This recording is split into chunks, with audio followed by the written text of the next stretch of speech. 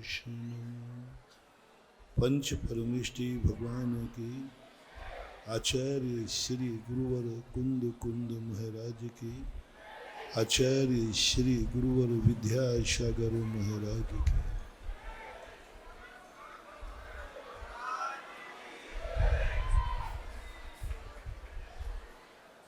दैनिक प्रवचनों की श्रृंखला में अपन समझने का प्रयास कर रहे हैं कि हमें अपना नेचर स्वावलंबी बनाना चाहिए, निशक्तियों का जागरण करना चाहिए और ऐसा निरंतर भावना भाना चाहिए कि हमारी जिंदगी ऐसी हो जिसमें हमें पर का सहारा न लेना पड़े। हमारा मन इतना सक्षम हो जाए कि वो दुनिया के संबंध में न सोचे, स्वयं के संबंध में सोचे।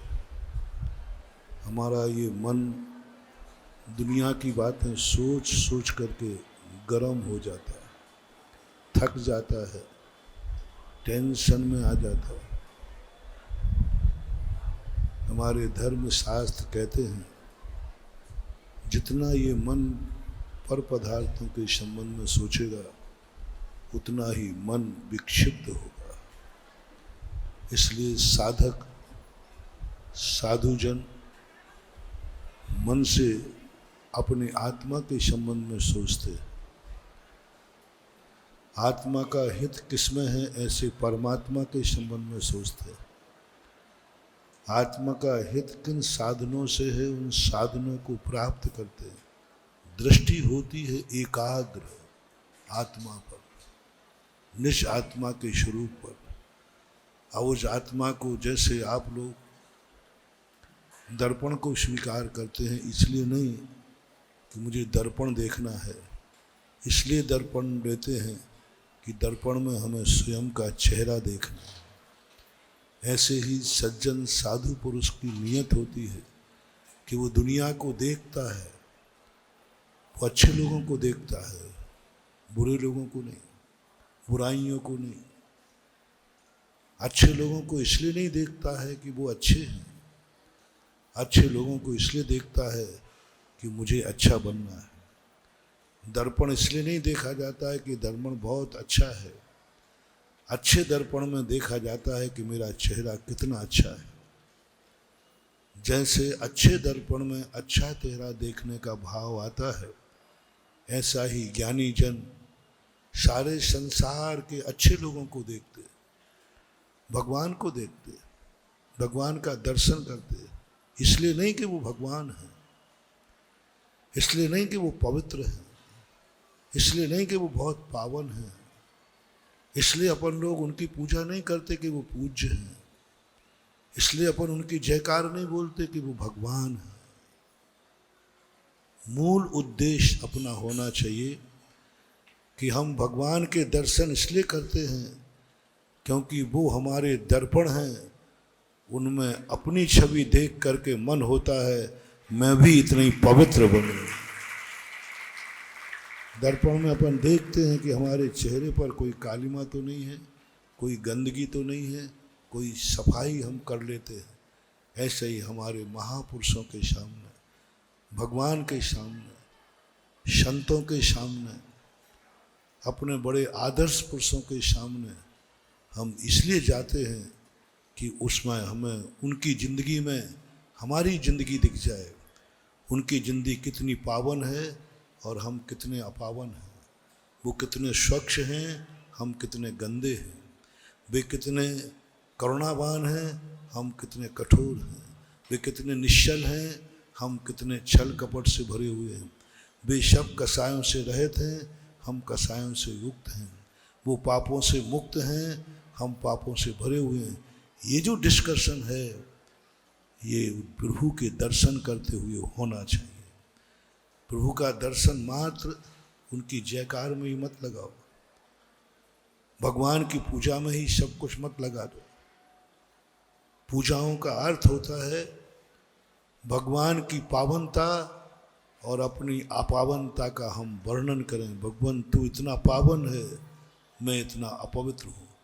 ये जो तुलना होती है भगवान के बीच में, तो भगवान का दर्शन करना सफल हो जाता है। आज मेरा दर्पण देखना सफल हो गया, क्योंकि मुझे अपने चेहरे की गंदगी पता चल गई।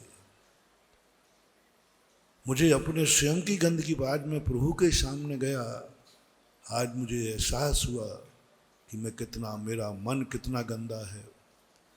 आज प्रभु के दर्शन करने से लगा मेरी आंखें कितनी गंदी हैं। प्रभु की वाणी बोल सुनकर के लगा मेरे कान कितनी गंदी बातें सुन रहे थे। जब मैंने प्रभु को मन में चिंतन किया तो एक शांति मिली, एक आनंद मिला, आनंद का सरोवर फूटा। ओहो, मैंने तो अभी तक इस मन में ना जाने कितनी गंदी बातें सोची, कितना बुरा विचार किया। आज मेरे मन में ऐसी बात आई है जो मन को आनंद आ रहा है। आज मैंने आंखें देखकर ऐसा लग रहा है, आज मेरी आंखें धन्य हो गई। आज ऐसा लग रहा है कि आंखें पाकर के मैं धन्य हो गया। आज तक मैंने इन आंखों से वो गंदगी देखी है जो स्वयं को भी दुख दिया, जिसको देखा उसे भी दुख हुआ। आज मेरे कानों में वो वाणी पड़ी, ना जाने हम क्या क्या सुनते रहते थे। जिस वाणी को सुना उसी में आकुलता, व्याकुलता, कसाएं बढ़ती गई। आज मेरे कानों में वो वाणी पड़ी जो लगा मेरे कान कितने गंदे थे, और आज मैंने कितनी पावन वाणी। मुंह से भगवान की पूजा बोलते समय ये भाव आना चाहिए, बोलता तो मैं दिन भर हूं, लेकिन दिन भर बोलने में मुंह गंदा होता है। सामने वाला पसंद करता कि नहीं करता। आज मेरे मुख से भगवान का नाम लिखा, बोला गया। आज मेरा मुख, मेरी वाणी धन्य हो गई। मैं इतना अच्छा बोल सकता हूँ। मैं तो बड़ा गंदा बोलता था, आज मैंने भगवान का नाम बोला, भगवान की जयकार बोल दी। इतना पावन है मेरा मन। मेरे हाथों से आज भगवान के ना जाने क्या क्या छूता था, आज भगवान के चरण छूने मिल गए। मेरा जीवन रोम रोम जो गंदगी से भरा था आज पवित्र हो गया। जब दर्शन करके लौटो प्रभु के मंदिर से, मन में कोई बुरा विचार आए, नहीं, मैं बहुत अच्छा विचार करके आया हूं। कौन व्यक्ति है जो अपने घर में झाड़ू लगने के बाद कचड़े को चाहेगा? कौन चाहेगा? एक बार घर कमरे की सफाई हो गई, अब तुम उस कमरे को साफ देखना चाहते हो या गंदा? अपना गंदा था कमरा, झाड़ू लगा ली, अब उसके बाद आपको साफ देखने में सगुन है कि पुनः गंदा देखने में? सभी लोग बोले साफ देखने में। बस ऐसा ही हम मंदिर का, भगवान का नाम सोच के आए, मेरा मन गंदगी से हट गया, मेरा धन पवित्र हो गया मन, अब मैं इसको गंदा नहीं होने दूंगा। कितनी देर मंदिर से लौटने के बाद आपका मन साफ रहता है। आपके कमरे में लगाई हुई झाड़ू कितने घंटे तक कमरा साफ रहेगा? आपका कमरा है, कितने घंटे के लिए आपने झाड़ू लगाई? 2 घंटे के लिए, 3 घंटे के लिए, 6 घंटे के लिए, 24 घंटे के लिए। कई कमरे इतने स्वच्छ होते हैं कि 24 घंटे में एक बार। जब एक कमरे को आपने झाड़ू लगा दी सुबह, आप निश्चिंत हो गए, अब 24 घंटे तक एक कमरा स्वच्छ रहेगा, कल फिर लगाऊंगा। तो आज मंदिर में आए हो तो क्यों ना अपन मन के कमरे में झाड़ू लगाकर आए हैं, क्यों ना संकल्प करें 24 घंटे तक इस मन को गंदा नहीं होने दूंगा, क्योंकि मैं झाड़ू लगा के आया हूं, भगवान के पास से पवित्र करके आया। मेरा मन बहुत गंदा था, मेरे मन में बहुत बुरे विचार उठते थे, आज प्रभु का विचार आया, आज भगवान का विचार आया, मन बहुत पवित्र हो गया। अब इसको जल्दी गंदा मत होने देना। मंदिर से जाओ, एक एक कदम पर सावधान रहो। मन जितने जल्दी गंदा हो जाएगा, कमरा जितने जल्दी गंदा हो जाएगा, तुम्हारा झाड़ू लगाना निष्फल होगा। और बार बार कितने बार लगाओगे? दिन भर लगाते ही रहोगे। यदि दिन भर कमरा गंदा होता रहा, दिन भर झाड़ू लगाते रहे, तो फिर स्वच्छता का आनंद कब लोगे? यदि हम भगवान के पास पवित्र होकर के गए और पुनः बाहर जाके पुनः गंदे हो गए तो पुनः मंदिर आओ, आते रहो जाते रहो। कितने बार आ सकोगे? चलो तुम्हें गंदा होने की छूट देता हूं। मंदिर से बाहर निकलो, मन गंदा होते पुनः मंदिर आ जाओ, फिर साफ हो गए, फिर बाहर आओ, फिर गंदा हो जाए, फिर मंदिर आ जाओ। कितने बार आओगे आप लोग भाई साहब मंदिर? दिन भर आते ही रहो। जब जब गंदा हो, बुरा विचार आया, मंदिर जाता हूं, नहीं आ सकोगे, नहीं आ सकोगे। एक बार आने में ही है मंदिर का समय तुम्हारे पास। यदि कोई काम आ जाए, तुम्हारी सारी दैनंदिनी बंधी हुई है, सुबह आप मंदिर जाते हो और एकदम आकस्मिक कार्य आ जाए, तो आप सबसे पहले कौन सा कार्यक्रम कट करोगे? झूठ मत बोलना, देखो सही बोलना है ना। और कोई कार्यक्रम कट नहीं हो, दोस्त से मिलना बराबर चलेगा, घूमना सब। कौन सा कार्य कट करोगे? आज मंदिर नहीं जाऊंगा। क्यों महाराज जी? आप समझो कितना एसेंशियल, कितना आवश्यक कार्य आ गया। मैं मान रहा हूं बहुत आवश्यक कार्य आ गया, लेकिन तुम्हें कट करने का भाव आया तो कौन सा? धर्म का कट करते। यही हमारी सबसे बड़ी भूल है। यानी तुम धर्म कार्य मंदिर जाना एक बहुत मजबूरी समझते जा रहे हो। यदि सही ज्ञान, सही भक्त होगे तो कहोगे सारे कार्यक्रम कट सकते हैं, लेकिन मेरे प्रभु का दर्शन नहीं कटेगा। कितनी भी व्यस्तता क्यों ना हो, उस दिन तुम्हारा जो पुण्य होगा, तुम्हारे सामने समस्या खड़ी है, तुम्हारे सामने तुम्हारा सब कुछ खड़ा है, और उस समय कहो कुछ भी हो जाए, उस कार्य के लिए तो मेरे पास समय है, वो निकालूंगा।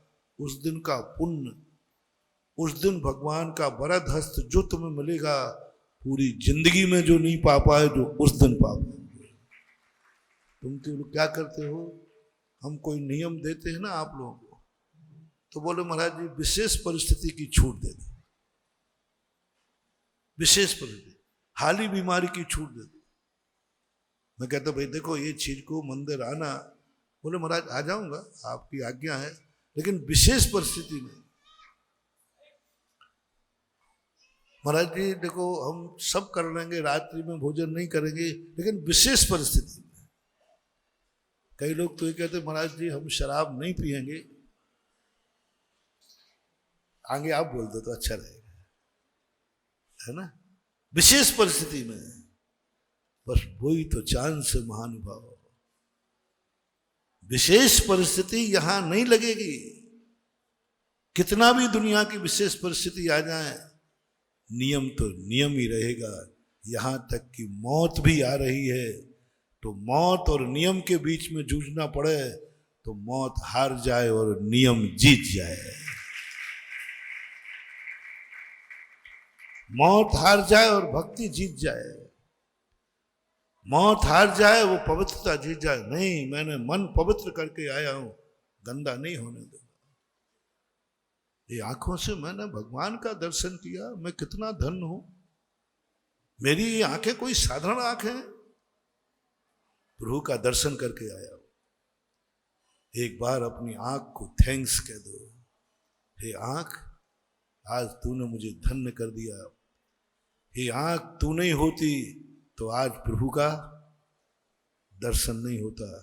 अब बोलो जिस समय प्रभु का दर्शन किया, आपकी आंख धन्य है कि नहीं? बोलो। अब बस आंख से कह दो इतना पावन कार्य तूने कर लिया है, अब कुछ गंदा मत देखना, अब बुरा मत देखना, क्योंकि तूने अच्छा, जब तक अच्छा नहीं देखा था बुरा देखा, कोई बात नहीं, हमने अच्छा देखा ही नहीं। लेकिन जब अच्छा देख लिया है फिर बुरा मत देखो, क्योंकि तुम अच्छा देख के आए हो। अच्छा देखने के बाद बुरा देखते हो तो तुमसे ज्यादा अज्ञानी कोई नहीं। कहो आंख से तूने अच्छा देखा है ना? हाँ, पवित्र आत्मा को देखा है, हाँ। तो अब बुरे आत्मा को मत देखना, अब गंदे कार्य को मत देखना। अब तेरे पास गंदा कार्य खत्म, क्योंकि अब कितने घंटे हम आंख को गंदगी से बचा सकते हैं, निर्णय आपका है। 24 घंटे यदि आपने बचा लिया तो पुनः मंदिर में आओगे, पुनः पवित्र हो जाएगी। पता चलेगा कि पूरी जिंदगी ने, जब से भगवान तेरा दर्शन किया है तब से मैंने बुरा दर्शन करना छोड़ दिया, मुझे कुछ बुरा दिखता ही नहीं, क्योंकि मैंने आपके दर्शन किया। आपकी वाणी सुनने के बाद अब कुछ सुनाई नहीं पड़ता, कोई गंदी बातें सुनाई नहीं पड़ती, क्योंकि एक बार मैंने वो वाणी सुन ली है जिससे कान ठंड हो गए। इस मुंह से भगवान महानुभाव, यदि तुमने कभी भगवान का नाम लिया हो, कोई भी भगवान का जिसको आप मानते हो, उसका नाम मुंह से निकल चुका है, और जिस मुख से भगवान का नाम निकल जाता है वो मुख भी तीर्थ बन जाता है। क्या बन जाता है? अब इस मुख से क्या निकला था तुम्हारा? निकला है कि नहीं? यहां बताओ, जितने लोग बैठे हैं जिनके मुख से कभी भगवान का नाम नहीं निकला हो, अपने अपने भगवान का, जिसको तुम भगवान मानते हो, सभी से निकला है। बस मैं और गड़बड़ नहीं करूंगा। जिस मुख से परम पवित्र भगवान का नाम निकला है, इस मुख से कभी कोई गाली मत निकालना, इस मुख से कोई गंदा वचन मत बोलना, इस मुख से, क्योंकि इस मुख से क्या निकल चुका है? भगवान का। अब कितनी देर अपन मुख को पावन रख पाएंगे? भगवान का नाम बोलने के बाद अब आपको एक चुनौती है कि आप इस पवित्र मुंह से, जिससे भगवान को, कितनी देर आप पवित्र रख पाएंगे? 1 घंटे, 2 घंटे, 3 घंटे, 4 घंटे, वो निर्णय आपके ऊपर है। जितने घंटे आपने ध्यान रखा, नहीं, मुख गाली नहीं देगा, बुरी बात, क्योंकि अभी तू किसका नाम बोल के आया है? भगवान का नाम बोल के आया। ये संस्कार, ये साधना हमारे लिए यदि हो जाए तो भगवान हमारे लिए एक ऐसे दर्पण बन जाते हैं। कुछ देखो, लेकिन दर्पण के रूप में देखो। अच्छे पुरुषों को इसलिए देखना है कि हमें अच्छा बनना है। वो अच्छे हैं इसलिए नहीं, मैंने कह दिया, वो भगवान है इसलिए हम दर्शन करने नहीं आते हैं, हमें खुद भगवान बनना है इसलिए दर्शन करने आते हैं।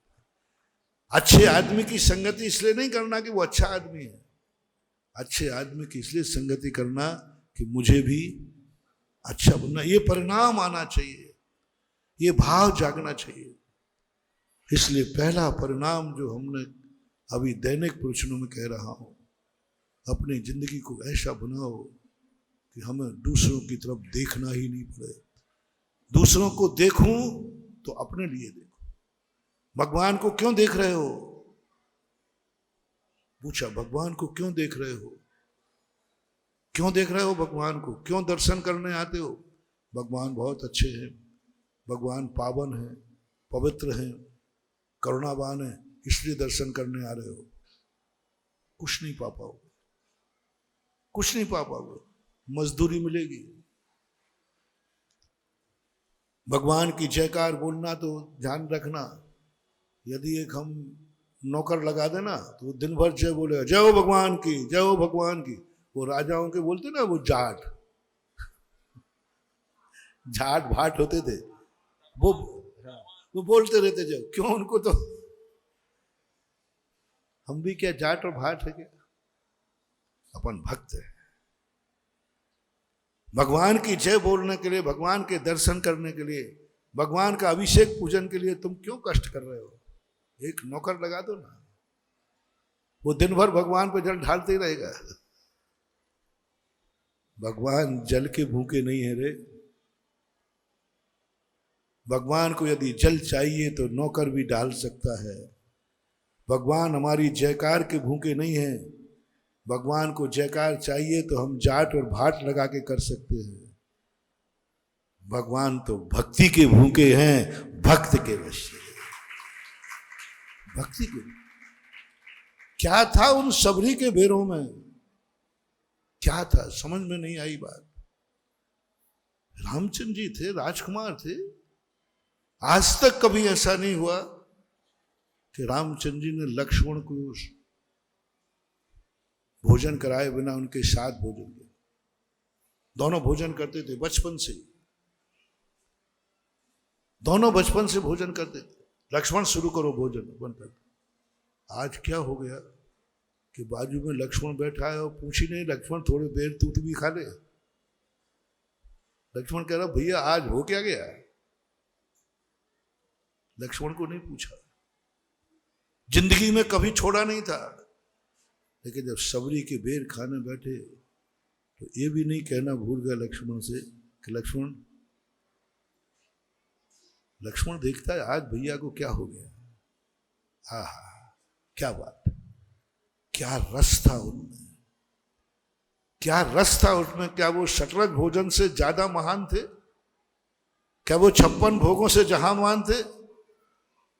वो तो श्री राम से पूछो कि उन सबरी के बेरों का जो रस था उसके सामने 56 भोग लगते कहां हैं। वो 56 भोग तो नौकर बनाते हैं, रसोइया बनाते हैं। वो कौन बनाते हैं? राजाओं के यहां भोजन कौन बनाता है? नौकर चाकर बनाते हैं, नौकर चाकर बनाते हैं। उस भोजन में क्या रस है? और ये किसने बनाए थे? भक्त ने, भक्तन ने। भक्त के हाथ का जो रस होता है, ऐसे खा गए सुदामा जी की चावल जैसे श्री कृष्ण को और भरी सभा में। कभी ऐसा हुआ नहीं। महान आत्मा थे, द्वारकाधीश थे, बैठकर आराम से जो उनकी डाइनिंग टेबल होती होगी वहां बैठ के भोजन करते थे। सभा में उन्होंने कभी भोजन नहीं किया। आज क्या हो गया? कुछ होश ही नहीं है ये स्थान कौन सा है और क्या खा रहे हैं। क्या खा रहे हैं? कच्चे चावल। सुदामा के चावल, वो कौन सा अच्छा चावल होता तुम्हारा? बासमती। वो तो नहीं होगा बेचारे का। सुदामा के साल वो अच्छा चावल तो होगा जो चावल हो। इतने आनंद, इतना आनंद क्या था भक्त। इसलिए भगवान के पास ये मान के मत जाओ कि भगवान की हमें पूजा करना है। ये मान के मत जाओ कि हमें भगवान की जयकार बोलना है। हमारे भगवान ना तो पूजा के भूखे हैं, ना जयकार के भूखे हैं, और ना हमारी प्रशंसा के भूखे हैं। हमारे भगवान तो मात्र भक्त की भक्ति के भूखे होते हैं। और भक्ति क्या है? भक्त का अर्थ है नहीं कि हमने भगवान की जय बोल दी, अभिषेक कर लिया, जल चढ़ा दिया, उनको सामने सामग्री चढ़ा दी। कभी आपने देखा जैनी लोग इतनी सामग्री चढ़ाते हैं, भगवान छूते नहीं। वैष्णव दर्शन में प्रसाद चढ़ता है, सही बताना है। भगवान को आप नारियल लेके जाते हो, भगवान को कितना दे के आते हो?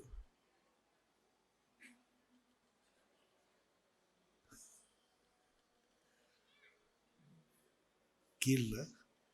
कभी सोचा भगवान का पेट भर जाएगा इसमें? वो पूरा नारियल अपन ने खा लिया। भगवान को क्या दी?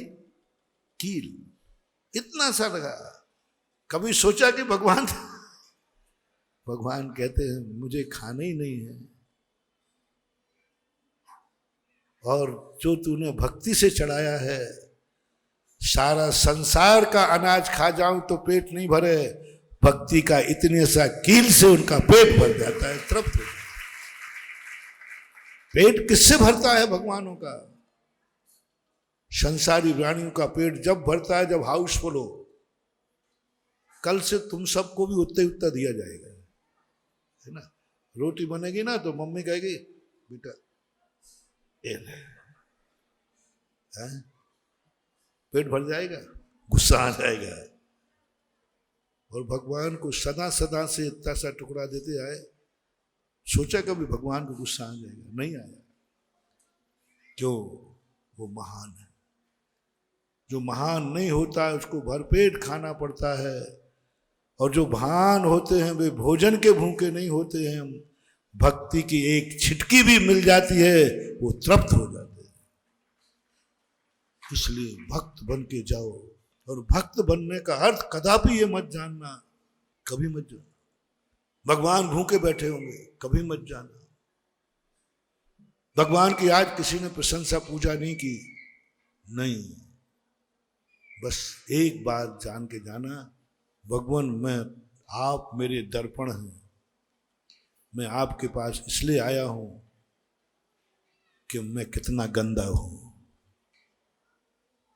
मेरे विचार कितने गंदे हैं, मैं तो परीक्षा की कॉपी हूं, मैं तो अपनी कॉपी जचवाने आया हूं। विद्यार्थी कितना भी पढ़ ले, वो अपनी कॉपी कुछ नहीं जान सकता, और सब कुछ सही लिखा है। विद्यार्थी कभी गलती लिखते ही नहीं है, सब कुछ सही लिखता है, कभी गलत करता ही नहीं, सभी सही लिखता है। लेकिन फैसला कब होता है? लिखने मात्र से नहीं, कितने बार होता है विद्यार्थी सही लिखता है और वहां से रिजल्ट गलत आता है। हम भी एक जिंदगी हम अनुभव, आपसे पूछा जाए महाराज जी आप बताए, कोई अपनी जिंदगी बर्बाद करेगा क्या? हम गलत क्यों करेंगे? हाँ नहीं नहीं, बहुत बहुत बढ़िया है, आप गलत कर ही नहीं सकते। सुसाइड करने वाले से पूछो महाराज हम गलत करेंगे? वो भी मर रहा है तो सुख के लिए मर रहा है, वो भी कहता मैं सही कर रहा हूं। शराबी से कहा, वो कहता मैं सही कर रहा हूं। दुनिया का कोई भी व्यक्ति अपने आप में कभी गलत करता ही नहीं है, सही मान के करता है। महानुभाव, तुम जो कुछ भी जिंदगी में कर रहे हो वो सही मान के करना, सही मान के करना, लेकिन ये निर्णय मत करना कि यही सही है। जैसे विद्यार्थी, बहुत अच्छा उदाहरण है, अपनी जिंदगी को बना लो, अपन सब विद्यार्थी। विद्यार्थी को कॉपी में जो कुछ भी लिखना है सही मान के लिखना है या गलत मान के? विद्यार्थी को सही मान के ही लिखना है, लेकिन निर्णय नहीं करना कि जो मैंने लिखा है वही सही है। उस कॉपी को सौंप दो गुरु को, मैंने तो सब सही लिखा है, लेकिन निर्णय गुरु करेंगे। प्रमाण पत्र गुरु का होगा, प्रमाण पत्र भगवान का होगा, प्रमाण पत्र मेरा नहीं मेरे माँ बाप का होगा, प्रमाण पत्र मेरे गार्जियन का होगा। ये जिंदगी का एक नियम कर लेना, मोटिवेशन, अपनी जिंदगी का एक बहुत बड़ा मोटिवेशन दे रहा हूं। मान भाव, तुम जो कुछ कर रहे हो सब सही मान के करो। पहले तो स्वयं करो, स्वयं सोचो जो तुम कर रहे हो आपकी दृष्टि में सही है? हाँ बिल्कुल सही है साहब, करिए करिए। आपको गाली देना लग रहा है सही तो दीजिए, आपको शराब पीना लग रहा है सही पीजिए। आपको जो कुछ करना है आपको सही लग रहा है करिए। विद्यार्थी जिस समय कॉपी में लिखता है उस समय कोई हस्तक्षेप नहीं किया जाता, वो क्या लिख रहा है क्लास टीचर भी कुछ नहीं कर सकता, वो चाहे वो कोई फिल्म की स्टोरी लिख 24 पूरे 365 दिन में विद्यार्थी कभी स्वतंत्र नहीं होता। उसका क्लास टीचर कॉपी देखता है, क्या लिखा तूने कॉपी में, होमवर्क में क्या लिखा। घर माता पिता देखते, स्कूल में टीचर देखता है। मां 3 घंटे होते हैं साल भर में, जिस समय कोई यह नहीं पूछ सकता तुम इस कॉपी में क्या लिख रहे हो, कोई नहीं पूछ सकता, स्वतंत्र है वह, जो लिखना है वो लिखेगा। ऐसे ही महानुभाव, आप लोगों की जिंदगी में एक बार फैसला करना, हम तुम्हें स्वतंत्र करते हैं। कोई मास्टर नहीं बोलेगा, कोई भगवान नहीं बोलेगा, कोई गुरु नहीं बोलेगा, तुम्हें जो करना है वो करो, जो सोचना है वो सोचो, जो देखना है वो देखो, जो बोलना है वो बोलो, जो तुम्हारी मर्जी पड़े। 3 घंटे परीक्षा के तुम्हारे, उस समय सब लोग कुछ नहीं बोलेंगे। ओके, पर अभी तुम फैसला मत करना, नहीं तो जिंदगी बर्बाद हो जाएगी। फैसला मत करना। मैंने जो कॉपी में लिखा है वह सब सही है, बहुत धोखा खा जाओगे। कॉपी लिख देने मात्र से प्रमाण पत्र नहीं मिलता, प्रमाण पत्र गुरु के द्वारा कॉपी जांचने के बाद मिलता है। अब आप 24 घंटे जो आपको करना है उसकी प्लानिंग बनाओ, एक एजेंडा बनाओ, लिख लेना कागज पे। सबसे पहला गुरु तुम्हारा माता पिता है। 2 तरीके देता हूं, अच्छे बालकों को देता हूं। आज दिन भर में तुम क्या क्या करोगे, क्या क्या देखोगे, क्या क्या खाओगे, कहां कहां जाओगे, सब नोट करो। और नोट करने के बाद मम्मी पापा को पकड़ा दो, आज मैं ये करूंगा, निर्णय आप करो। मैंने तो सब कुछ सही लिखा है, मैं तो जो करूंगा सब सही है। माँ बाप को दे देना कॉपी, वो कागज, जिस पर क्रॉस लग जाए वो नहीं करना, जिस पर राइट लग जाए वो कर लेना। जाओ, तुम्हारी जिंदगी में कभी दुख नहीं आएगा, प्रमाण पत्र मिल चुका है। अब तुम्हारा कोई दोष नहीं, तुम्हें कोई गलती नहीं है, क्योंकि माँ बाप ने राइट कर दिया, ये राइट है, ये तुम करो, राइट है। अब तुम गलत भी होगा ना तो तुम्हारा कोई दोष नहीं, तुम्हें गलत भी होगा तुम्हारा, क्योंकि तुमने राइट करा लिया, माँ बाप से राइट करा लिया। पहले न करा सको तो जब तुम करके शाम को लौटो तो क्या क्या किया था वो उनको बता देना, और वो कहेंगे इतना तूने गलत किया, इतना सही किया। अब तो कुछ हो नहीं सकता, अब तो पास फेल का निर्णय होगा। फिर निर्णय करना कल सुधारने का।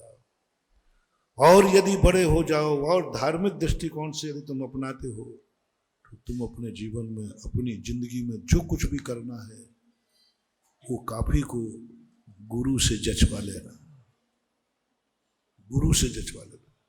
गुरु महाराज मुझे प्रमाण पत्र चाहिए, क्योंकि मैंने तो सब सही किया है, लेकिन फैसला गुरु करेगा, फैसला भगवान करेगा, फैसला ये जो हमारे जो शास्त्र हैं वो करेंगे। आज हमारी आस्था और श्रद्धा काम नहीं करेगी। हमारी श्रद्धा तो है सही कर रहा हो, बालक मिट्टी खाता है, अच्छा मान के कि बुरा मान के, बुरा मान, अच्छा मान के, लेकिन मां छीन लेती है। बच्चे को बहुत दुख होता है। बताओ, मां बच्चे को रुलाने के लिए है कि हंसाने के लिए? और आज तो बच्चा रो रहा है और कोई माँ ये कह दे कि चाहे कुछ भी हो मैं बच्चे को रोते नहीं देख सकता, और मिट्टी खा रहा है, और माँ कह दे मिट्टी छीनूंगा तो ये रोएगा, और मैं बच्चे को रोते नहीं देख सकती इसलिए मैं मिट्टी नहीं छीनूंगी। बोलो, उसको माँ कहूं या बेटे की विनाश करने वाली दुश्मन कहूं? और भाव देखो कितना अच्छा है। मैं बेटे को रोता नहीं देख सकती और मिट्टी छीनेंगे तो रोएगा। बेटे की जिसमें खुशी है उसमें हमारी खुशी है, बेटे की जिसमें खुशी है उसमें हमारी खुशी है। यदि माँ ये सोच ले तो बोलो क्या होगा? स्वयं को निपुति होना पड़ेगा, बेटे को जिंदगी से हाथ धोना पड़ेगा। माँ को ये नहीं सोचना है, ये बेटे को सोचना है कि माँ की खुशी जिसमें है उसकी खुशी वही मेरी खुशी है। और माँ एक थप्पड़ मार करके जितना हो रोना है रो ले, लेकिन मैं तुझे मिट्टी खाने, ये सच्ची माँ है। गुरु वही होता है जो तुम्हें थप्पड़ मार करके भी तुम रो तो रो लो, लेकिन तुम्हारे लिए गलत कार्य नहीं करने देगा। इसलिए अपनी जिंदगी को ऐसे रूप में सोचो और वहां से फैसला करो कि प्रमाण पत्र मुझे चाहिए है। जो मैंने प्रारंभ में कहा था, अपनी जिंदगी को कहीं भी कुछ भी देखो उसमें ये देखना भगवान, मैं भगवान बनना चाहता, मैं भी अच्छा इंसान बनना चाहता हूं, मैं भी एक अच्छा आदमी बनूं, इसलिए मैं दुनिया को देखना चाहता हूं। पर का सहयोग नहीं लेना, पर के सहयोग की स्थितियां अपने आप में मत विचार। यदि तुम्हारी जिंदगी में, कल कहा था मैंने, महाराज जी हम लोग नहीं जी पाएंगे, हमें पर का सहारा लेना ही पड़ेगा। हम पुण्यहीन हैं, तो पर का सहारा लेना, लेकिन मांग के मत लेना। रोटी खाना, लेकिन आगे बोलो ना, 2 दिन से सुना, रोटी खाना लेकिन मां से भी मांग के, मां से भी मत मांगना। दूसरे के दरवाजे की तो बात अलग है, मां से भी मांग के मत खाना। मैं अभी 4-5 दिन से एक ही बात कर रहा हूं, हमारे सारे भक्त में कुछ इनको दे पाऊं या ना दे पाऊं, मैं तुम्हारी झोलियां भर पाऊं या ना भर पाऊं, बस मेरी एक तमन्ना है कि हमारा भारत देश बस भिखारी बनना छोड़ बंद हो जाए, बस, और कुछ नहीं चाहिए। मुझे ये चिंता नहीं कि तुम मर जाओगे, मुझे ये चिंता नहीं है तुम जी जाओगे, मुझे गर्व होगा कि हमारा भक्त कभी भीख की रोटी नहीं खाता, चाहे भली वो मां क्यों ना हो। मां से भी मांग के मत खाओ, मां जो दे वह खाओ, प्रसाद होती है। मांग के पानी मत पियो, मांग करके जिंदगी का कोई सुख मत मांगो कि मुझे मिल जाए मिल जाए। ये साधना करना, कल कहा था, यदि मांगना ही पड़े तो मुराद जी नहीं देवे और जरूरत है तो क्या करें, कहते हैं बिना रोए माँ दूध। अब महाराज जी रोना ही पड़े तो चलो रो लेना। तीसरा मैंने क्या निषेध किया था, छीन के मत लेना, अपनों से झगड़ा करके कोई वस्तु मत लेना। कोई भी वस्तु हो, अपने कुटुंब में, परिवार में, कोई भी हो, झगड़ा करके धन दौलत नहीं लेना। भाई से झगड़ा नहीं, माँ बाप से झगड़ा नहीं, झगड़ा करके झीना झपटी करके जबरदस्ती नहीं लेना। जबरदस्ती लिया हुआ धन अभिशाप बनता है, बद्दुआओं से भरा हुआ होता है, और वो बद्दुआ तुम्हें धन मिल तो जाएगा लेकिन तुम्हारी लिए सुख और शांति नहीं दे पाएगा। और यदि जबरदस्ती भी लेना पड़े तो अपनों से कभी चोरी करके मान मत लेना, छुपा करके मत लेना, अपनों से कभी छुपाना नहीं। ये 4 पॉइंट आपको दिए थे।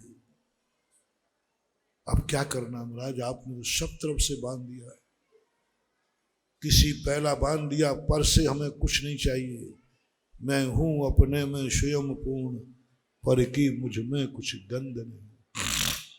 प्रयास करो, मैं बिना सहारे के जीता हूं। 1 मिनट, 2 मिनट, 5 मिनट, घंटे, आध घंटे निरालम।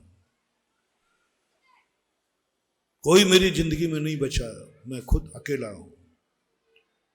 साधु लोग ध्यान करते हैं, जब आप लोगों को ध्यान कराते हैं तो एक निर्जन वन में क्यों साधु जाते हैं? कोई नहीं है संसार में, मैं अकेला हूं मात्र, और कोई नहीं। अब मुझे अपनी जिंदगी का रस लेना है, भीड़ में नहीं, अकेले में जाकर एकांत में सब कुछ। और जैसे साधु बैठता है, सब तो छोड़ ही दिया, धीरे से ध्यान में शरीर भी समाप्त हो गया। अब शरीर का भी सहारा खत्म हो गया। अब बचा हूं मैं मात्र एक अखंड प्रचंड ज्ञान ज्योति बचा हूं, वही है परमानंद, वही है आनंद। संसार अवस्था में साधना की जाए, कोई साधना नहीं, बस एक ही साधना करो कि हम कितनी देर पर पदार्थों के बिना रह सकते, कितनी देर हम मन में दूसरे की बात नहीं सोचेंगे, कितनी देर हम आंखों से दूसरे को नहीं देखेंगे, अपने आप को देखेंगे। अपने आप की बात सुनेंगे, अपने आप से वार्तालाप करेंगे, अपने आत्मा की सुनेंगे। आत्मा बातें करती है, तुम मौका ही नहीं देते। तुम इतने शोरगुल के बीच में हो कि आत्मा की आवाज ही नहीं सुनते। 5 मिनट कभी बैठना। आत्मा बराबर ज्योतिष कोई नहीं, अपनी आत्मा के बराबर हितैषी कोई नहीं है। जब तुम कोई कार्य करने जाओ, किसी से मत पूछना बंधु, 1 मिनट अपने आप में ध्यान में बैठ जाना, आत्मा से आवाज आएगी। आप लोग नहीं सुनते, हम लोग सुनते। आत्मा से आवाज आएगी कि ये कार्य करना है या नहीं करना, अच्छा है या बुरा, सफल हो गए विफल हो गए। और सारे संसार के ज्योतिष फैल हो सकते हैं, लेकिन आत्मा का ज्योतिष फैल कभी नहीं। हमने कभी आत्मा से पूछा ही नहीं, हमने कभी आत्मा की आवाज सुनी नहीं। सुनो सही, 5 मिनट के लिए सुनो। सुबह उठ करके थोड़ा 5 मिनट ध्यान में बैठ जाया करो और पूछा करो कि आज मुझे ये करना है आत्मन। अंदर से आवाज आएगी, कुछ संकेत देना शुरू कर देगी। आत्मा बहुत संकेत देती है। ऐसा एक भी कार्य नहीं है जिसका आत्मा संकेत नहीं देती। वो प्रतिदिन सुबह अभी भी संकेत दे रही है, खाते समय संकेत दे रही है। जिस समय तुमने खाने का प्रयास किया, आत्मा ने कहीं ना कहीं से संकेत दे दिया है ये अच्छी चीज है या बुरी चीज। तुमने घर से कदम जैसे बाहर उठाया, आत्मा तुरंत संकेत देती है कि तुम्हारा ये कदम उठाना अच्छा है या बुरा।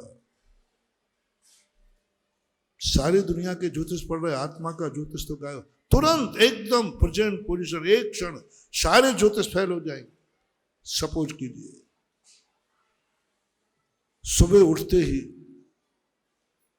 आपको संकेत देगा कि आपका आज का दिन कैसा निकलेगा। प्रथम सूर्य की किरण हो निकलते ही यदि शुक्ल पक्ष की एकम है, यदि सुबह टाइम आपके बाएं नथने से श्वास निकल रही है, तो आपकी आत्मा ने गवाही दे दी, जाओ आज का दिन तुम्हारा अच्छा है, संकेत यहाँ है।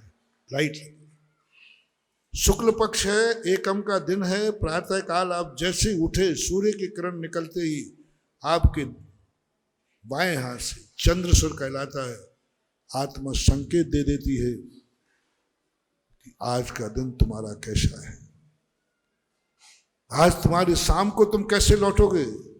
ये आत्मा के इंडिकेटर है, ये आत्मा के एक प्रकार के कहना चाहिए संकेत है।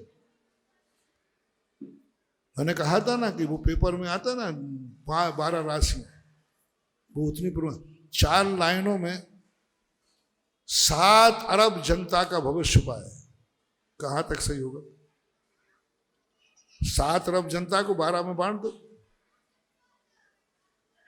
इंडिविजुअल जो तो व्यक्तिगत एक राशि में भी इस समय अपने जितने मान लो अपन हजारों लोग आज बैठे, इन सब का अलग अलग ज्योतिष है।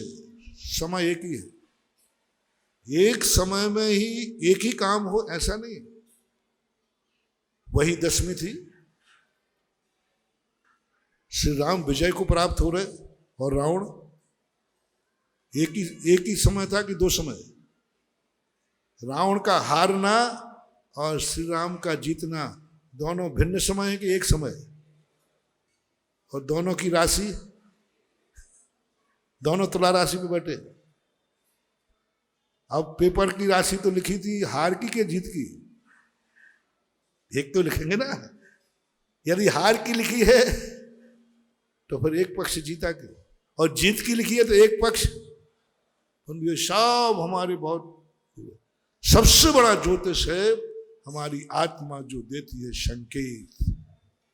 सबसे बड़ा कोई नहीं टाल सकता। सारे ज्योतिष साथ फैले उस समय।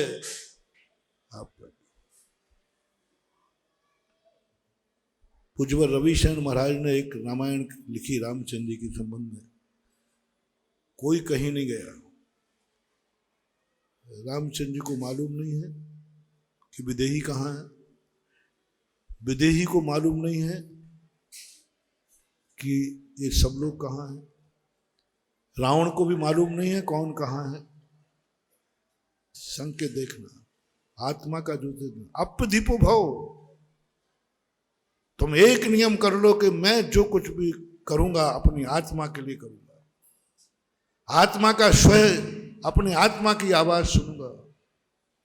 वहां संकेत देखना, आत्मा का संकेत देखना। जैसे यहां पर हनुमान जी रामचंद्र से वार्ता कर रहे, रामचंद्र जी ने अपनी अंगूठी दी हनुमान को, ये लेके जाना साक्षी के लिए। तुरंत देखा, कोई आज तक ऐसा वायरलेस नहीं हुआ।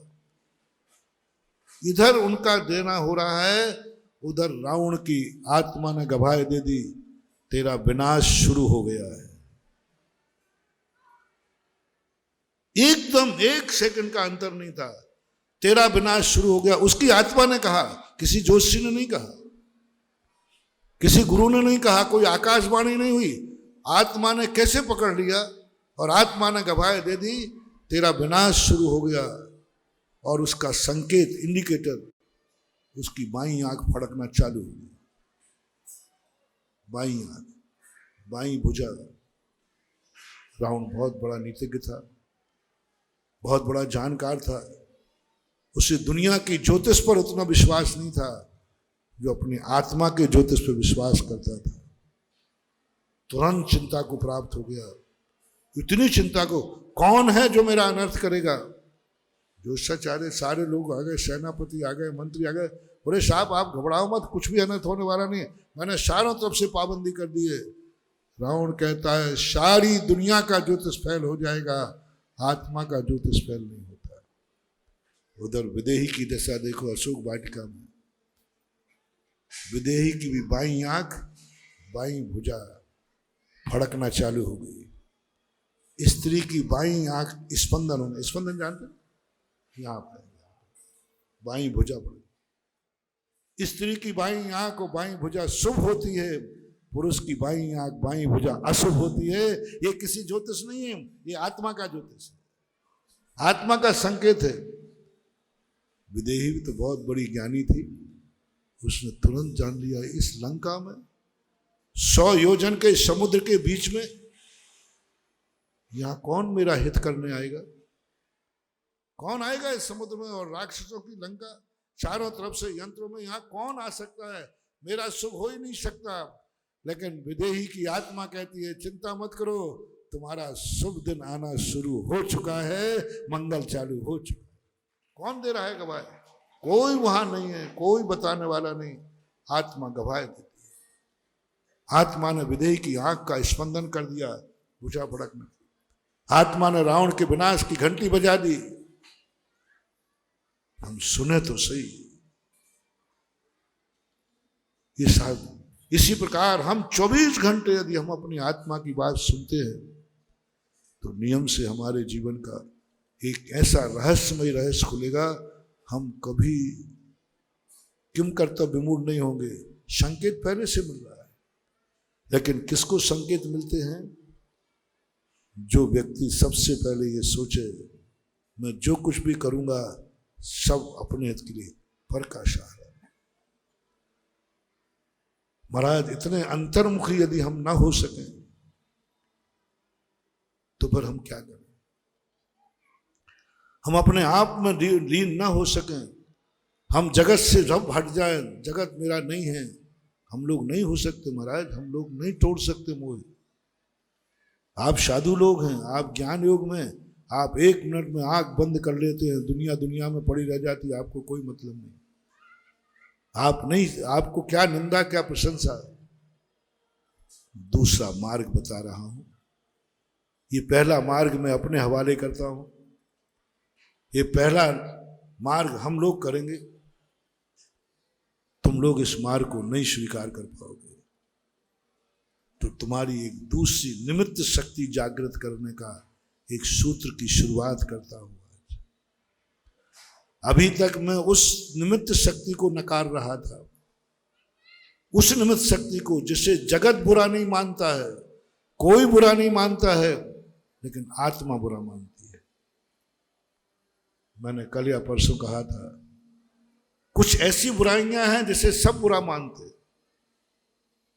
परिवार भी बुरा मानता, माँ बाप बुरा मानते, कानून बुरा मानता, समाज बुरा मानता, सब बुरा मानते। उन बुराइयों को तो तुम कभी ना कभी डर के छोड़ दोगे, लोक लाज में छोड़ दोगे, लोग क्या कहेंगे, क्योंकि उसको सब बुरा मानता। एक बुराई वो होती है सारा जगत बुरा नहीं मानता, लेकिन तुम खुद अपनी इज्जत के खातिर कहते हो इससे मेरी इज्जत बुरा गई। एक बुराई वो है जिसे मात्र तुम्हारी आत्मा बुरा मानती है। उसकी चर्चा जो हमने की है, आत्मा को उस समय सबसे बुरा लगता है जब तुम किसी दूसरे की तरफ देखते हो। सबसे ज्यादा बुरा लगता है जब दूसरे के मन में सोचते हो। शेयर करना, आप अकेले हैं और आपका भाई, आपकी माँ दूसरे के बेटे के संबंध में सोच रही है और आपको ध्यान नहीं दे रही है, आपको कैसा लगेगा? बोलो ना, बुरा लगेगा। ओके, आपकी माँ आपकी तरफ नहीं देख रही है और आप परेशान हैं, दूसरी तरफ देख रहे हैं। आपका पिता आपकी कोई चिंता नहीं कर रहा है, पड़ोसी की चिंता कर रहा है, आपको बुरा लगता है। ऐसा ही हमारी आत्मा को उस समय बुरा लगता है, ये मन मेरे संबंध में नहीं सोच रहा है, दुनिया के संबंध में सोच रहा है। ये आंखें मेरी होकर के दुनिया को देख रही, मुझे नहीं देख रही। ये आंखें कान दुनिया की बातें सुन रही, मुझे नहीं सुन रही। ये आदमी कैसा है, मेरा कोई अपना कोई काम नहीं कर रहा, पराये काम करता रहता है। उस समय आत्मा बहुत दुखी होती है।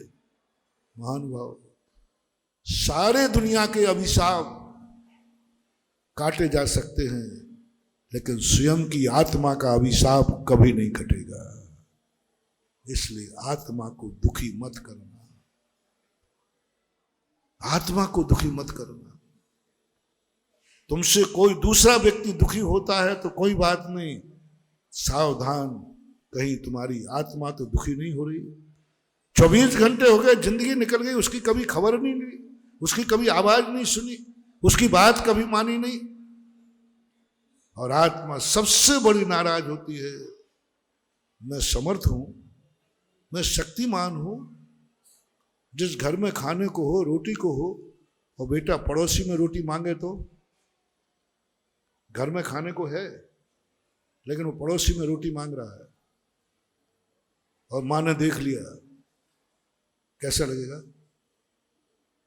ये आत्मा सर्वशक्तिमान है, सब कुछ इसके पास है, इसकी तो खबर नहीं, और ये मन पर की सोच रहा है। आत्मा जैसी सुंदर वस्तु कोई है नहीं दुनिया में। तो आत्मा को तो देख नहीं रहा और दूसरों की तरफ देख रहा है, पर पदार्थों के। उस समय आत्मा अभिशाप देती, रे ऐसा काला कुबड़ा होगा कि दूसरा भी नहीं दिखेगा। आत्मा एक बार मेरी बात सुनी नहीं रहा है, पर का सहारा। ये नकारात्मक हम 5-6 दिन से प्रवचन दिए। जब आत्मा दुखी होती है, जब आप किसी से कोई वस्तु छीन करके लाते हैं, आत्मा सच्ची है।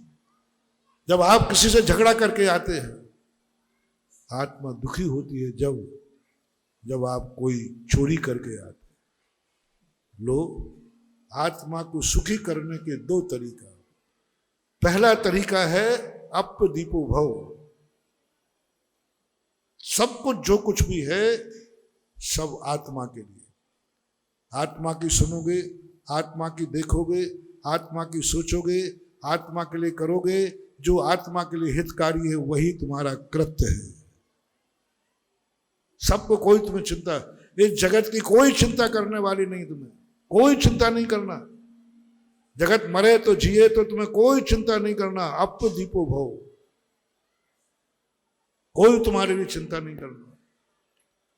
लेकिन एक कठिन है महानुभाव, बहुत कठिन है, बहुत कठिन, बहुत कठिन। तुम नहीं कर पाओगे। इसके लिए तुम्हें साधु बनना पड़ेगा। इसके लिए तुम्हें चारों तरफ के वातावरण से मुक्त होना पड़ेगा। मोह और सारी वासनाओं से ऊपर उठना पड़ेगा। तुम्हें मात्र अकेले बनना पड़ेगा। माँ बाप भी तुम्हारे साथ नहीं, परिवार भी तुम्हारे साथ नहीं, कोई तुम्हारे साथ नहीं। ना खाने का इंतजाम होगा, ना पहनने का इंतजाम होगा, ना चलने को गाड़ी होगी। तुम सब कुछ जो कुछ भी होगा स्वयं चलोगे, स्वयं अपने आप में रहो। दूसरा साधन तुम्हें देता हूं, आत्मा कब खुश होती है। समय आज हो रहा है, दूसरा कार्यक्रम भी है बच्चों का। इतना ही सा दे दूं संकेत के रूप में, तुम इस दुनिया के किस काम आ सकते हो। तुम दुनिया का सहारा बन सकते हो, तुम किसी को सुख दे सकते हो। लेना नहीं, वो मैंने 8 दिन में कह दिया, मुझे इससे क्या सुख मिलेगा ये कभी सोचना भी नहीं। गमले के पेड़ से भी नहीं। एक पेड़ लगा लिया गमले में, ये मत सोचना इससे मुझे क्या मिलेगा। फूल मिलेंगे, पत्ते मिलेंगे, हरियाली मिलेगी, सुंदरता मिलेगी। ये तुम्हारी जिंदगी का बहुत बड़ा अभिशाप है। थोड़ा सा पलटो, एक गमले में पेड़ लगाओ और बैठ जाओ सामने। मैं इसको क्या दे सकता हूँ, मैं इसको क्या सुख दे सकता हूँ। रास्ते में एक पौधा पड़ा था, तुरंत उठा लो। इसलिए नहीं कि काम का है, गमले में लगाऊंगा बस, इसलिए मैं इसको क्या दे सकता हूँ। मैं इसको पानी दे सकता हूँ, मैं इसको गमले में लगाकर सुरक्षा दे। जो कुछ भी है तुम देना शुरू कर दो। 6 महीने तक विस्तार से मैं बाद में बताऊंगा, अभी संकेत दे रहा हूं। 6 महीने ओनली। ये मत सोचना इससे मुझे क्या मिलेगा, मात्र सोचना मैं इसको क्या दे सकता हूं। सवेरे उठ करके सबसे पहले तुम उस गमले के पास जाओ, कहीं रात में इसको नुकसान तो नहीं हो गया। बाहर गए तो तुम्हें एक ही चिंता है कि पेड़ को पानी मिला होगा कि नहीं, नौकर ने पानी दिया होगा कि नहीं। ठंड पड़े तो कहीं ऐसा ना हो कि सीध। जो कुछ भी है पूरा उस पेड़ के संबंध में सोचो, मैं इसको क्या दे सकता हूं, क्या दे सकता हूं, मैं इसके किस काम आ सकता हूं। मेरी जिंदगी, मेरा मन, मेरी आंख, मेरे कान, मेरे हाथ, मेरे पैर, मेरा सब कुछ इसके क्या काम आ सकता है। बस 6 महीने तक यह कर लेना, वह पेड़ तुम्हारा सबसे बड़ा रक्षक बनेगा, सबसे बड़ा दुआ देगा। तुम जंगल में पड़े होगे और पेड़ यहां से दुआ देगा, वो 108 नंबर की गाड़ी भेज देगा तुम यहां। एनर्जी देना सीखो। महान शक्तियां एनर्जी देती नहीं है, एनर्जी मिलती है। खेत में गेहूं बोया जाता है, खेत फसल देता नहीं है, खेत से फसल मिलती है। वो देता नहीं है, मिलती है। लेकिन तुम्हें बीज देना, तुम कुछ देना तो सीखो अपनी जिंदगी में। एक निमित्त शक्ति अपनी आत्मा में। और यदि ये स्वरूप, जब भी मेरे मन में ये भाव आए कि मैं किसी को कुछ देना चाहता हूं, बस आत्मा इतनी प्रसन्न होती है, इतना वरदान देती है, कहेगी मेरा यह आत्मा इतना शक्तिशाली बने, इतना शक्तिशाली बने कि इस दरवाजे पर जो आए वो खाली हाथ नहीं जाएगा। लो, मैं तुम्हें भगवान का वरदान नहीं दे रहा हूं, मैं अपना वरदान नहीं दे रहा हूं, तुम्हारी आत्मा का वरदान तुम पाओ। एक ऐसी शक्ति पाओ, एक ऐसी शक्ति पाओ, जब भी तुम्हारे दरवाजे कोई भी आएगा वो कभी खाली हाथ नहीं जाएगा, कि मैं क्षिक वरदान पाएगा। बस तुम्हें एक ही बात ध्यान रखना है कि तुम्हें, मुझे दुनिया से कुछ नहीं चाहिए है। बस मेरी एक साधना, 5 मिनट के लिए सुबह मंदिर जाओ तो 5 मिनट भगवान से मंत्र फेरो तो 5 मिनट भगवान से यही प्रार्थना करना, भगवान मैं इस दुनिया के किस काम में आ सकता हूं। मैंने एक पेड़ पौधे का उदाहरण दे दिया, अब इसको सब में लगा देना, मैं इसके किस काम में आ सकता हूं।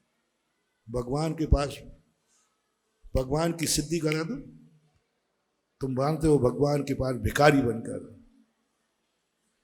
एक बार 6 महीने कर लो। मेरे भगवान, मैं कुछ लेने नहीं आया हूं, बस मेरा मन है, हे भगवान मैं तेरे किस काम में आ सकता हूं। भगवान तू मेरे किस काम आ सकता है, ये तो अपन सबकी धारणा है ना, बोलते तो ना, हाँ महाराज वही तो ढूंढता रहता हूँ। नहीं नहीं नहीं, आज से साधना शुरू करो। मंदिर में जाओ, भगवान मैं इसलिए नहीं आया हूं कि आप मेरे काम आए, बस मेरी जिंदगी में मैं आपके काम कैसा आ सकता हूं, ये मन आपके काम आ जाए, आंख आपके काम आ जाए, मेरा धन मेरा सब कुछ प्रभु, मेरा जो कुछ भी है, मेरा मन कर रहा है ये सब कुछ प्रभु के काम आ जाए। मेरा संकट दूर नहीं, मैं तेरा संकट दूर कर सकूं। ओह 6 महीने कर लीजिए महानुभाव, वो भगवान का ऐसा वरदान बनेगा कि भगवान के पास भी वो शक्तियां नहीं होगी, वो शक्तियां तुम्हारे पास होंगी। ये साधना की थी बजरंग बली ने। बजरंग बली इसलिए संकट मोचक नहीं है कि भक्तों के संकट दूर करते हैं, बजरंग बली वो संकट मोचक है जो भगवान के संकट दूर करता है। पूरी जिंदगी में हनुमान जी ने एक ही साधना की कि मेरी जिंदगी सब कुछ श्री राम के काम आवे। रामचंद्र जी मेरे काम में नहीं, भगवान मेरे संकट दूर करें, ये उन्होंने भाव भी नहीं किया। सदा क्या भाव किया, मैं रामचंद्र जी मेरे काम आवे, ये भाव नहीं, मैं मेरा सब कुछ प्रभु के काम आ जाए। बोलो आज संसार में सबसे ज्यादा मंदिर किसके, क्यों? क्योंकि हनुमान जी ने कभी अपने लिए भगवान का उपयोग नहीं किया, सारी जिंदगी भर भगवान के। और अपन लोग बस 1 मिनट में कह के खत्म करता हूं, जल्दी बोल दो। आपने कभी सोचा जब भी जाते भगवान मेरे काम आओ, मेरा संकट है, मेरे संकट दूर करो, मुझे ये चाहिए। कभी तो सोच रहे कि मेरे पास जो कुछ है प्रभु सब तेरे लिए समर्पित करता हूं, और तू मेरे संकट नहीं, मैं तेरे संकट दूर करूंगा। भगवान को बॉडी गॉड बनाना ठीक है कि भगवान का बॉडी गॉड बनना ठीक है, फैसला करके खत्म करो। अपन संकट में है ना, अब मेरी रक्षा करो, तो रक्षा करने वाला कौन होता, अपनी भाषा में बोलो ना, कमांडो बोलते ना। तो अपन ने भगवान से कहा भगवान मेरी रक्षा करो, तो इसका अर्थ क्या कह दिया, सीधा बोल दो ना, बोल दो, डरो मत, तू मेरा कमांडो बन जा। नहीं, करो भगवान, जिंदगी में ऐसा मौका ना आ जाए, ऐसा भाव भी नहीं आ जाए कि मैं तुझे कमांडो बनाऊं, लेकिन ये मेरा अभाग्य होगा प्रभु जब मैं तेरा कमांडो बनूंगा। बोलो गर्व की बात, भगवान का रक्षक बनना अच्छा है कि भगवान मेरा रक्षक बने वो अच्छा है। सारा जगत चाहता है भगवान, बोलो जल्दी बोलो ना, तुम लोग बोलोगे तो अच्छा लगेगा, भगवान मेरा रक्षक बने। और हमारे हनुमान जी क्या कह रहे हैं, बोल दो जल्दी बोल दो, मैं भगवान का रक्षक बनूं। अब बनना क्या है तुम्हें, एज यू लाइक, पसंद अपनी अपनी। मैं तो यही कहूंगा कि मैं सदा भगवान का बॉडी गॉड बन के रहूं। ये कभी जिंदगी में ऐसा मौका ना आए कि भगवान को मुझे बॉडी गॉड रक्षक बनाना पड़े। हम किसी से कहें कि मोबाइल मत रखना, वो नहीं मानेगा, चलेगा भी नहीं, वो नियम तोड़ना ही पड़ेगा। लेकिन हमने कह दिया ठीक है मोबाइल रखो, लेकिन जब मोबाइल चालू करो तो उसमें तस्वीर तुम्हारे भगवान की आए, माँ की आए, आपके बेटी की आए, किसी ऐसे लोगों की ना आए जो कि तुम्हारी संस्कृति के खिलाफ। तो अब हमने मोबाइल को संस्कारित कर दिया, हम मोबाइल में ऐसी गंदा चित्र डाल दिया जो कि हमारी संस्कृति के खिलाफ है। अब हमने कहा कि नहीं, मोबाइल जब खोलो तब तुम्हारे भगवान की तस्वीर आए, माँ बाप की तस्वीर आए, तुम्हारे बच्चों की तस्वीर आए। तो अब ये है मोबाइल को संस्कारित करना। टोन बजे तो किसी फिल्मी गाना की नहीं बजे, किसी भगवान के नाम के भजन की बने, मोबाइल रख लेना।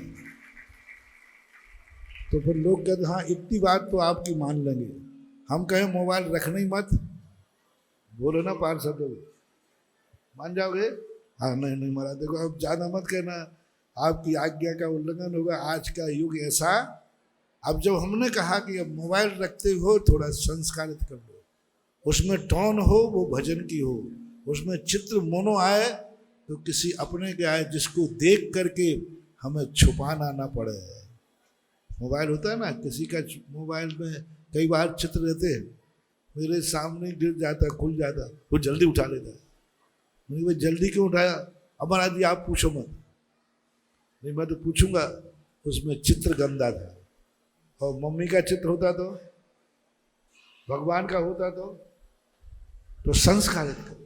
आज की शिक्षा पद्धति को भी हम बहुत बार कहते हैं, अंग्रेजों का एक सबसे बड़ी दुर्नीति है, दो चीज़ों पर वो अधिकार कर रहे हैं, एजुकेशन, मेडिसिन, ये दो काबू में ले रहे हैं। इसलिए भारत में सबसे ज़्यादा कॉन्वेंट स्कूल खोल रहे हैं, इतने अच्छे अच्छे स्कूल खोल रहे हैं कि तुम्हारे सारे स्कूल बंद हो जाएंगे, और जिस दिन उनके स्कूल बचेंगे उसी दिन वो कहेंगे आप मेरी बात मानिए नहीं तो हम सब स्कूल बंद कर देंगे। बेचारे माता पिता मजबूर हो जाएंगे, सरकार मजबूर हो जाएगी, तो आपको उनके सामने अपने को समर्पित होना पड़ेगा। इसलिए सारे भारत को मैं चेताता हूँ कि अपने भारत में ऐसे स्कूल खोलो कि भारत से कॉन्वेंट स्कूल गायब हो जाए। हमारे भारतीय लोग हो, चाहे जैन हो, चाहे ब्राह्मण हो, चाहे क्षत्रिय हो, चाहे वैश्य, कोई भी हो, हर व्यक्ति को अपनी समाज में समर्थ करके अपने भारत के विद्यार्थी स्कूल होना चाहिए। ये कॉन्वेंट सारे स्कूलों को बंद कराते जा रहे हैं।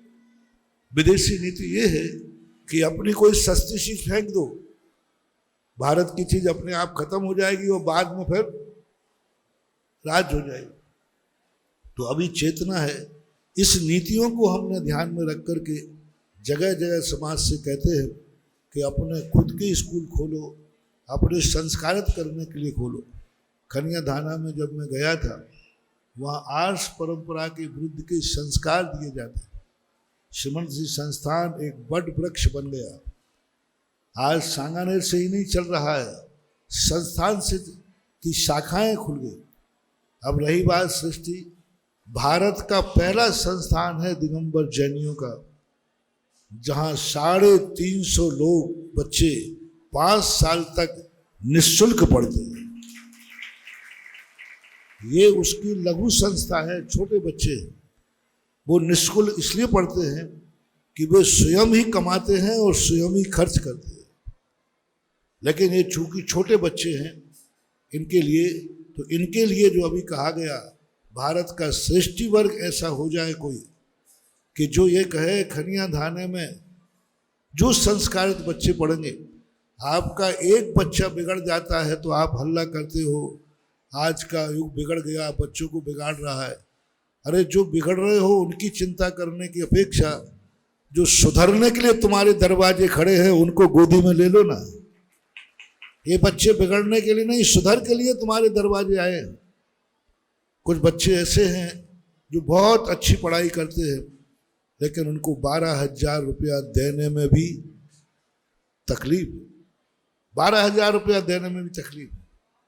क्यों ना ऐसे बच्चों के लिए समाज का श्रेष्ठ वर्ग करे कि जो 12,000 रुपया नहीं दे सकते हैं खनिया धाना विद्यालय में, उस विद्यार्थी को पढ़ाया जाए और उसकी फीस श्रेष्ठ वर्ग दे। 50-100 बच्चे हैं, एक एक बच्चा भी गोद लेगा तो ले सकता है। पूरे बच्चे गोद लो कि नहीं, जो धर्म के संस्कार लेने आए हैं, जो प्राचीन गुरुकुल परंपरा से अपना ज्ञानार्जन कर रहे हैं, आधुनिक ज्ञान, ये आधुनिक ज्ञान पढ़ते लौकिक संस्कार प्राचीन हमारे गुरुकुल परंपरा के, और ज्ञान अर्वाचीन वर्तमान का। तो ऐसे बच्चों के लिए कोई भी श्रेष्ठ लोग ये संकल्प कर सकते हैं, खनिया धाने के हॉस्टल में सबको भोजन फ्री दिया जाएगा हमारी तरफ से। ऐसे श्रेष्ठी तैयार हो सकते। धर्म भी, हमारा भारत देश धर्मों का एक बहुत बड़ा केंद्र है। ये मत समझना कि धर्म एक दिन, कई बार मैंने कहा है कि जब सरकार गरीबों की सहायता करना चाहती है, पार्षद लोगों से पूछना चाहूँगा, सरकार जब गरीबों की सहायता करना चाहती है तो सरकार क्या करती है? नरेगा, नरेगा में क्या करते हैं? गांव के बाहर तालाब खुदवाना आदि आदि कोई काम होते ना काम, उससे दो फायदा है। मैंने एक बार राजस्थान में भैरव सिंह शेखावत से एक प्रश्न किया था। मैंने कहा आप लोग पैसा यूं क्यों नहीं बांट देते गरीबों को? अरे महाराज जी ऐसा बांटेंगे तो ये निष्कर्मा हो जाएंगे। इसमें दो काम होते हैं, उनको मजदूरी मिल जाती है और नगर को तालाब मिल जाता है। तो मैंने कहा मैं भी यही करता हूं, आप लोग सुनना, मैं गरीबों की सहायता कैसे करता? अब तालाब तो मैं खुदवा नहीं पाऊंगा, धर्म हूं मैं, मंदिर बनाता हूं, गरीबों को मजदूरी मिल जाती है। बड़े बड़े सेठों का क्षेत्रपाल मंदिर बना, ललितपुर के लोग बैठे सब, क्षेत्रपाल का मंदिर बना, कम से कम करोड़ों का बना होगा। ये करोड़ों का पैसा किसने दिया? गरीबों ने कि अमीरों ने? बोलो भाई, जल्दी बोलो ना। गरीब तो देगा क्या बेचारा? सब अमीरों ने दिया। अमीरों का पैसा हमने लिया क्योंकि वो सीधे देते नहीं। यदि मैं कहूं कि साहब अमीर लोगों इन गरीबों को बांट दो, तो सरकार ही नहीं बांटती, सेठ क्या बांटेगा? तो जैसे सरकार ने तालाब के बहाने दी, मैंने कहा अमीरों का पैसा गरीबों के बहाने कैसे पहुंचाऊं? तो अमीर कहते हैं महाराज जी हमारा मंदिर बनाना है मुझे, चलो आ जाओ मंदिर। अमीरों ने करोड़ों रुपया लगाया, ये करोड़ों रुपया कहां गया? बोलो। क्षेत्रपाल 10 साल से नरेगा चल रहा है, पूरा अमीरों का पैसा गरीब में जा रहा। पत्थर कहां से आया? खान से। खान में कौन था? शेर था कि मजदूर था। सीमेंट आया फैक्ट्री से आया, फैक्ट्री में कौन थे? मजदूर थे। लेबर ने तसला उठाया। आज ये जितना भी करोड़ों रुपया है, ये करोड़ों रुपया अमीरों की पूंजी से निकल करके और बाजार में आया है। ललितपुर के बाजार में गया ये करोड़ रुपया। ललितपुर यानी भारत के बाजार में गया, यानी जो पैसा तिजोरी में बंद था वो पैसा मार्केट में आ गया।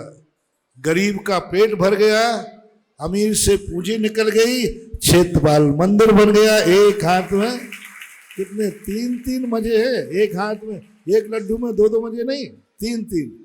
सेठ ने दान दिया तो उसका भी पुण्य बंधा, गरीब को रोजी रोटी मिली, उसका पेट भर गया, और ललितपुर की संस्कृति खड़ी हो गई। आज से अपने ऊपर जाने के बाद 100-200 साल के बाद विदेशी लोग जैसे ताजमहल घूमने आते हैं ना, ऐसा इस कीर्ति स्तंभ को घूमने आएंगे। और एक बनेगा आर्कोलॉजी डिपार्टमेंट, पुरातत्व का बहुत बड़ा चीज, कि संस्कृति देखना है तो ललितपुर में जाके देखो। हमारे किसी भी धर्म की कोई इबारत बनती है वो हमारे देश की संपत्ति बनती है, संस्कृति बनती है। धर्म तो देखो सबके विचार अलग अलग ही। आज ताजमहल है तो वो किसी धर्म की संस्कृति है कि नहीं? बोलो। लेकिन गौरव किसका है? गौरव किसका है? भले उसने अपने एक प्यार के इजहार में बनाया होगा, एक व्यक्तिगत मामला था, व्यक्तिगत मामला था दोनों के बीच में। एक व्यक्ति ने अपनी पत्नी के प्यार में एक इबारत खड़ी की, वो उनका व्यक्तिगत मामला था, लेकिन व्यक्तिगत इबारत ने देश को क्या दे दिया? कौन सा देश है जहां ताजमहल है? इसी प्रकार से कभी भी कोई बड़ी इमारत धर्म की बनती है तो भले वो धर्म की इमारत हो, लेकिन जब संस्कृति को हम देखते हैं तो देश की बहुत बड़ी संपत्ति बनती है। ललितपुर की बहुत बड़ी संपत्ति बन रहा है ये क्षेत्रपाल के बने हुए मंदिर। और ये सबसे बड़ा, सरकार नरेगा आदि के माध्यम से गरीबों की सेवा करती है, गरीबों को रोजी रोटी देती है। हम साधु लोग, हमारी भी सरकार है। अब देखो मैं तालाब तो नहीं खुदवा पाऊंगा, लेकिन हमने भी यही सोचा कि हमारे अमीर भक्तों का पैसा गरीब भक्तों की झोली में कैसे पहुंचे, तो हमने मंदिर बना दिया। करोड़ों रुपया बाजार में पहुंच गया, गरीबों के पास पहुंचा, हर मजदूर के पास। नारेली के अंदर जब नारेली क्षेत्र बना, एक गांव में इतनी गरीबी थी, स्कूल भी नहीं था, उसमें टाट पट्टी भी नहीं थी, मैं देखने गया। अब मैं क्या कर सकता हूं, सेठों से कहूं तो वो सीधे टाट पट्टी भी देने वाले नहीं है।